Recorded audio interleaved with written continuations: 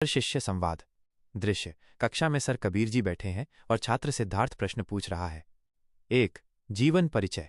Siddharth: sir, Jaishankar Prasad कौन थे? Kabir: sir, बेटा, जयशंकर प्रसाद हिंदी के छायावादी युग के महान कवि और साहित्यकार थे।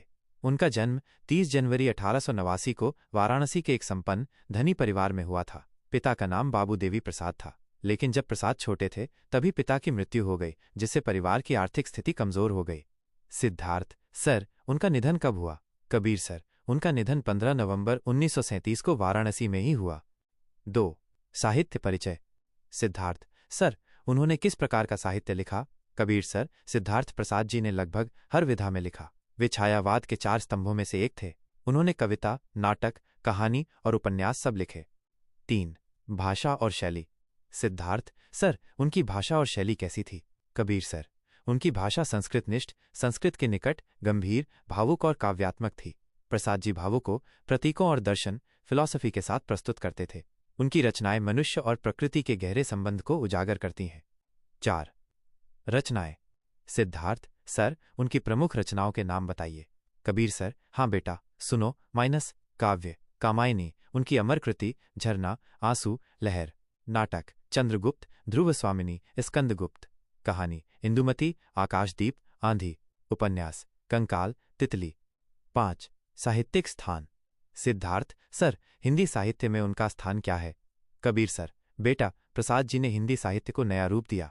विशेषकर उनकी कृति कामायनी को हिंदी की महाकाव्यात्मक कृति माना जाता है।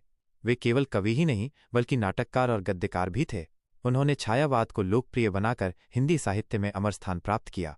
निष्कर्ष, कहानी का अंत। सिद्धार्थ: सर, अब तो मुझे प्रसाद जी का जीवन परिचय याद हो गया।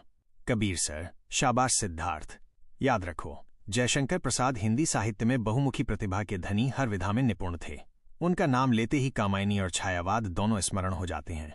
और हाँ, कबीर सर की कहानियां बातों बातों में याद करवा देंगे। Just MS degree, college gate, Madhavnagar, Saharanpur, Uttar प्रदेश।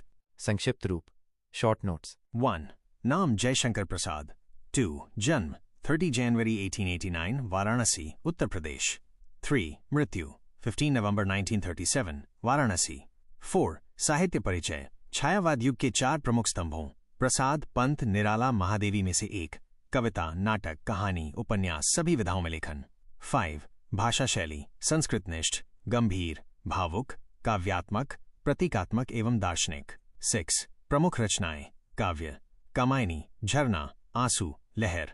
नाटक, चंद्रगुप्त, ध्रुवस्वामिनी, स्कंदगुप्त। कहानी, इंदुमती, आकाशदीप, आंधी। उपन्यास, कंकाल, तितली। 7. साहित्यिक स्थान।